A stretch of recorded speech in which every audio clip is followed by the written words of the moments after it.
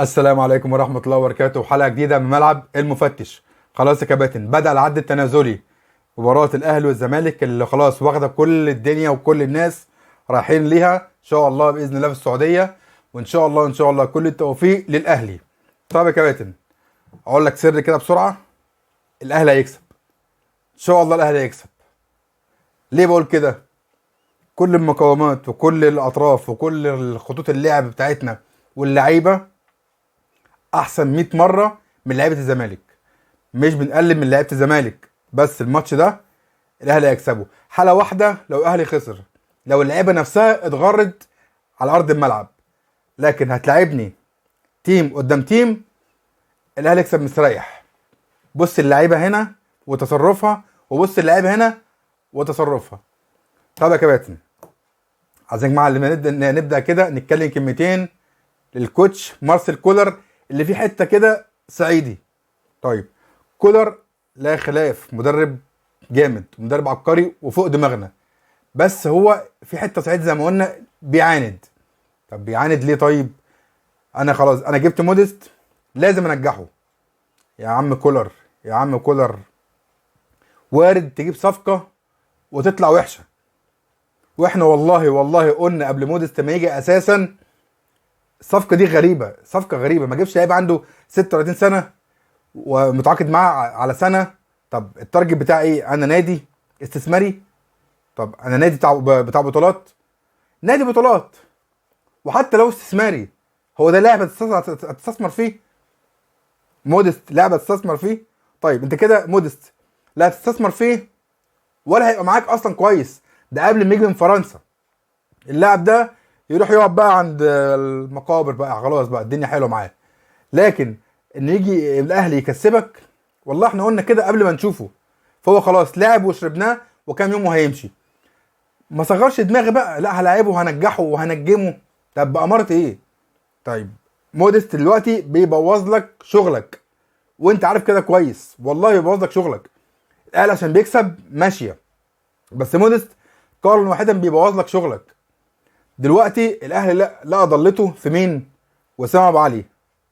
ان شاء الله يرجع بالسلامه، ودي اكبر خساره للاهلي في ماتش زي ده. فالاهلي لا ضلته في مهاجم زي وسام ابو علي. وسام يا جماعه، مش الناس بتقول احنا اديناه اكبر من حقه ولسه ماتش وقدام البلديه. ما احنا باللاعب بنشوف دلوقتي اللاعب دلوقتي الاهلي كان بيدور عليه. لاعب بيعمل هاي بريس كويس جدا، بيتحرك كويس جدا، بيلعب بلاين سايد كويس جدا، لا بيعرف يجيب جول. طيب اول ماتش ليه الجون، اول جول جابه لما الكوره وقفت تحت رجليه. اي لاعب ما عندوش ثقه في نفسه في الموقف ده هيقع ولا يعمل حاجه وهتتصد ويبقى شكله وحش. وساعتها كلنا كجماهير الاهلي مش هنلومه، هنقول ساعتها لسه اول ماتش، لسه ما دخلش في الاجواء. طيب خد دي، تيجي بنالتي وهو اللي يحطها ويحطها بالشكل ده. الثقه، لاعب دلوقتي عنده ثقه وجاي مع الاهلي، فالاهلي لا ضلته في مهاجم زي وسام. بيفكرنا زي ما قلنا يا جماعه بازارو، بس الفرق بينه وبين ازارو ده بيعرف يحط جول. ان شاء الله يرجع بالف سلامه. فهو الاهلي لا ضلته في وسام. خلي مع وسام بقى كهربا، ما تخسرش كهربا. كده كده موديست خلاص ماشي، ما تخسرش كهربا. يعني خلي الاثنين يبقى في تنافس. يعني الحلو في مارس كولر في الفتره الاخيره بقى في روح في منافسه في كل بوزيشن. خلي بقى مع مهاجم بقى، خلي حد مع وسام. تمام كده؟ طيب موديست يا جماعه عشان ما تقولش عليكم، عشان ماتش الجمعه، ماتش القمه، نهائي كاس بين الاهلي والزمالك، هو عايز يلعب موديست. هو الوحيد في الجهاز اللي عايز يلعب موديست. بقيه الجهاز والجماهير بالخطيب بمصر بالسعوديه مش عايزين موديست، بس هو عايز يلعب موديست. طيب موديست بيبوظ لك شغلك تاني. موديست يا كولر بيبوظ لك شغلك. لو انت عايز تلعب على بلاين سايد هتلعب ازاي ومعاك موديست؟ طيب كانت حاله كده بسرعه من ماتش يانج افريكانز، جبت لكم حاله كده بسرعه لموديست وهو بيبوظ شغل كولر. دلوقتي انا كاهلي دلوقتي هعمل بيلد اب وهطلع هسرق المنافس. لما اسرق المنافس هيبقى معايا محطه اسند عليه. اللي يا جماعه اللي جبت لكم دي، الاهلي بيعمل بيلد اب تمام. هينزل مروان كدستروير، هيستلم، هيلعبها لرامي، رامي هيلعبها لاكرم، اكرم وقف على كورته اداها لتاو. الراجل جه مع تاو، رجع معاه، تاو استلم، اكرم جري في المساحه، هاجم المساحه، تاو دخله في الملعب، راح مش متراقب وراح لوحده، هيسند على مين؟ على انكل مودست. مودست مش هيعمل حاجه لو سند عليه بس سنده صغيره. ساعتها اكرم كان هيلعب في البلاين سايد للشحات، هيجيب جول سهله. فلاعب زي ده بيبوظ لك شغلك. انت شوف كده عرض الملعب كده، ومودست بيبوظ شغل الراجل اللي مراهن عليه. يلا على الملعب. فتكلم هنا اهو، مروان استلم، هيديها ربيعه هيديها لاكرم.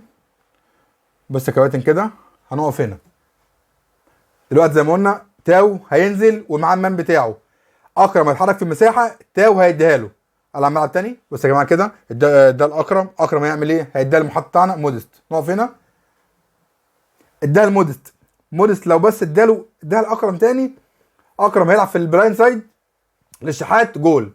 اللي حصل معاك كده تاني، اللي حصل بص، مودست ياما الحقيني ضاعت، لا حول ولا قوه الا بالله. فكوره زي دي هو بيبوظ لك شغلك. الكوره زي دي لو كهرباء او وسام، انا مش هخترع، هو محطه بس، محطه، هسند هدي. طب انت الكولر دلوقتي عايز تلعب بلاين سايد دلوقتي، يبقى عندك لاعب محطه، خلاص مش شايف ايه اللي في ظهر البلاين سايد، خلاص هيديها اللي جاي هيعملها له بقى. لكن ده مش عارف اصلا يستلم، مش عارف يبقى محطه. انت ليه بتراهن عليه؟ احنا مش عارفين. طيب نخلص مودست. فرجعنا كولر اهتم بشاب كهربا ورجع له ثقته في نفسه، ولازم كهربا يبقى مع وسام، زي تعمل روح منافسه في كل بوزيشن، خلي كهربا مع وسام. طب يا كباتن معانا تاني بسرعه، يلا بينا.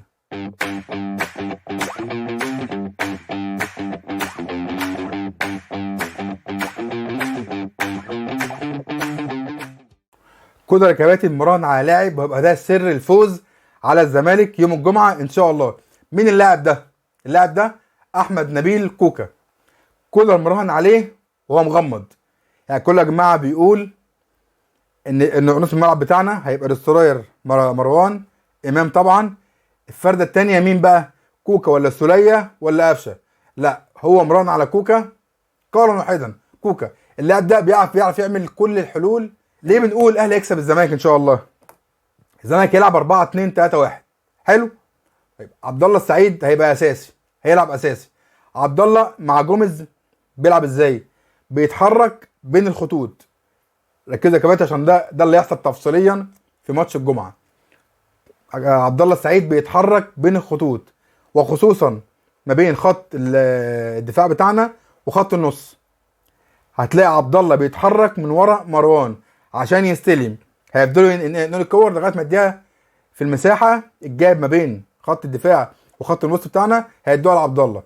طيب في الحاله دي لازم لاعب معايا جراي، لاعب بيهين نفسه في الملعب.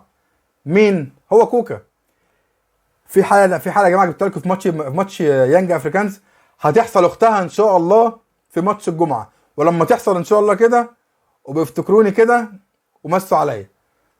يلا بينا نشوف حاله هتحصل تفصيلي في ماتش الجمعه. يلا بينا ارض الملعب في ماتش يانج افريكانز. الكوره يا جماعه دلوقتي مع يانج افريكانز. نكمل، هينقلوا كوره. كام يا جماعه؟ هيفتحوا مساحه. بص كده، نقف هنا مع لعيبه يانج، هينقلوا كوره. ده اللي هيحصل بالظبط تفصيل في ماتش الزمالك. هينقلوا كوره، هيلعبوا في الجاب اللي ما بين خط الدفاع بتاعنا وخط النص. في اللعيبه بتاع ديانج هيتحرك لوحده. تعال نشوف كوكا دلوقتي كان فين وبقى فين واتصرف ازاي. يلا على الملعب. بص يا كباتن كده، بص على كوكا كده، راح لعب لوحده، عمل ايه؟ تاكلينج، خدها. تمام يا كباتن. طب نشرحها تاني. دلوقتي الزمالك هيلاعبنا ازاي؟ هيلاعب عبد الله السعيد، هيحط في الجاب ما بين خط الدفاع بتاع الاهلي وخط النص. في الجاب ده هينقلوا كوره عشان يفضوا مساحه، هيتلعب لعبد الله. تمام. عايز لاعب بوكس تو بوكس جراي يلعب مع عبد الله. ده اللي هيأديه بالظبط كوكا، وعملها اختها في اللعبه اللي قلت لكم من شويه يا جماعه. فكوكا سر رهان مارسيل كولر في الماتش ده. وان شاء الله يا جماعه اللعبه دي هيتلعب حرفيا، وافتكروني بس كده ومسوا عليا. طب يا كابتن معانا ايه تاني كده؟ معانا لعبه حلوه جدا هقول لكم عليها. يلا بينا.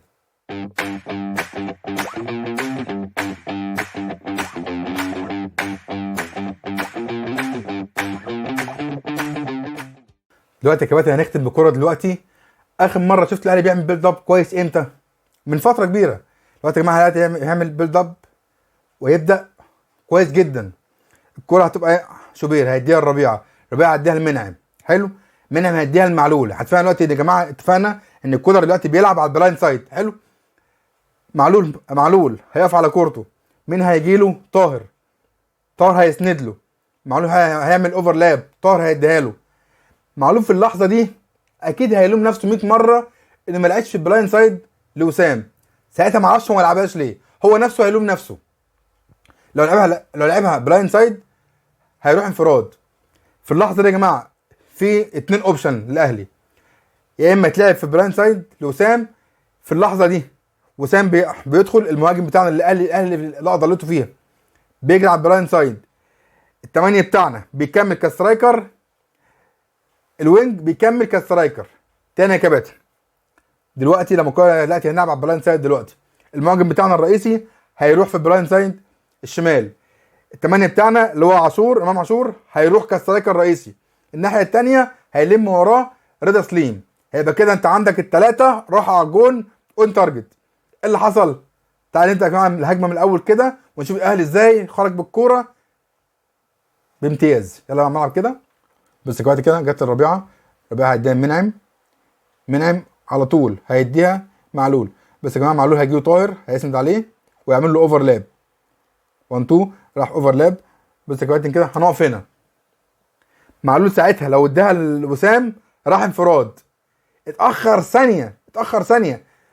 في عندك يا جماعه قلنا هنا في عندك كذا اوبشن، يا اما الوسام هيروح انفراد، يا اما يديها للاعب اللي هيخش سترايكر اللي هو 8 بتاعنا امام عاشور هيروح مباشر للجول، يا اما رضا سليم اللي بيلم وراهم. فكده اللعبه دي عندك الثلاثه راحوا على الجول عشان لعبت بسرعه في البلايند سايد.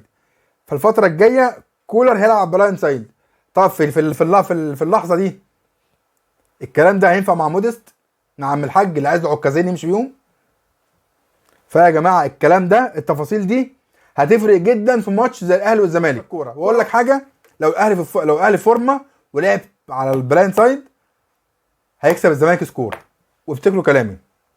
طب يا كباتن اتمنى ان شاء الله يا جماعه فوز للاهلي نادينا الحبيب. وعايز يا جماعه اعرف رايكم في موديست، هل ينفع يبدا الماتش ولا لا؟ قولوا يا جماعه رايكم في الحلقه والحلقات اللي جبناها دي. هل فعلا كولر هيلعب بلايند سايد ولا في مشكله؟ شكرا يا كباتن، وان شاء الله نتقابل بعد ماتش الاهلي والزمالك. وان شاء الله يا جماعه بكره ان شاء الله في حلقه مهمه لينا ان شاء الله، لايف ليت للمباراه. نقول لكم ان شاء الله التشكيل المتوقع، ونتكلم شويه كده مع بعضنا وتوقعاتنا للماتش. وقبل ما اختم اوعى تقلق، الاهلي هيكسب ان شاء الله. شكرا يا كباتن، سلام.